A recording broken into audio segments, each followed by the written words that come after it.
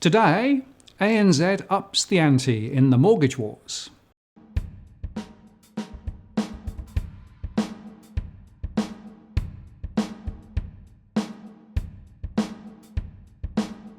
Hello again, I'm Martin North from Digital Finance Analytics.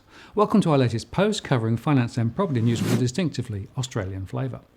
ANZ today has put the cat among the pigeons by becoming the first big lender to cut its variable home loan rate for new customers as the banks slug it out for business in a tightening market. Hitherto, the focus has been on cutting fixed rate offers like the CBA did recently, which attracts a smaller segment of the market. So today we discuss this twist in the mortgage wars and consider the implications. And by the way, if you value the content we produce, please do consider joining our Patreon program, where you can support our ability to continue to make great content. Here is the link, and it's also in the comments below. The ANZ told mortgage brokers that it was bringing down its basic principal and interest home loan rate for owner-occupiers by 0.34 percentage points to 3.65%. Now, this is one of the lowest rates in the market, and it's ahead of NAB's basic rate of 3.69%. The ANZ offer only applies to new customers looking for a loan valued at 80% or less than the value of their property. Loan-to-value ratios above 80% will remain unchanged at 3.99%. The loan being promoted by the ANZ is a basic product, which does not include an offset account or credit cards. The bank is also cutting some of its fixed-rate loans by up to 24 basis points, following CBA's move to cut fixed rates on various 2- and 3-year fixed-rate loans by 10 basis points earlier this week. So what's behind this move? Well, first, ANZ has in recent times been focusing on growing its owner-occupied mortgage book rather than looking towards investors.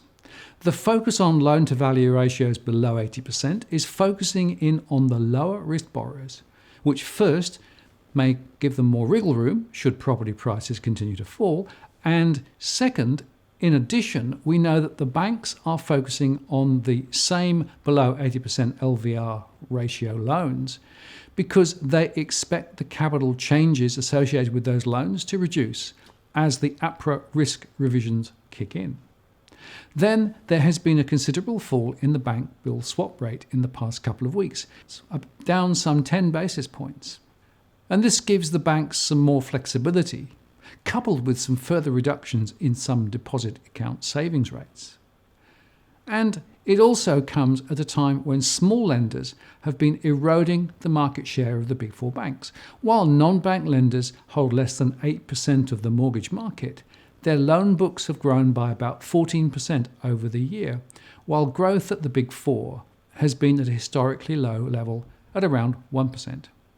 So the ANZ cut will put some pressure on the non-banks, and it is aimed at protecting market share, which is good news for some lower risk customers. While there are some lower rates offered in the market by the big banks, they are generally so-called honeymoon deals that step up markedly after 2 or perhaps 4 years in the case of some fixed loan products. Ahead, we expect the differential between high-quality owner-occupied rates and investor loan rates to continue to increase. But the funding pressure on the banks has not gone away, and I still expect more mortgage rate hikes applied to existing loans, or the back book as it's known, down the track. The upcoming results season will give us a view of the true margin impact of higher funding and competition, and the overall impact on the lenders. We suspect CBA and Westpac are under the most pressure to hike rates ahead, but they are weighing up the potential political impact of so doing and the competitive dynamic created by ANZ's strong capital position and clear strategic intent. In the meantime, some borrowers can clearly benefit. As always, if you like what you've seen here today, please share and like the post and add a comment or question. I read them all. And if you want to join the growing band of subscribers who receive alerts when we release new posts, do subscribe now by hitting the subscribe bell. And if you've already subscribed, many thanks. I really appreciate your support and participation. And if you value the content we produce, please do consider joining our Patreon program, where you can support our ability to continue to make great content. The link is in the comments below. I'm Martin North, the Principal Analyst at Digital Finance Analytics. Many thanks for watching, and I'll see you next time.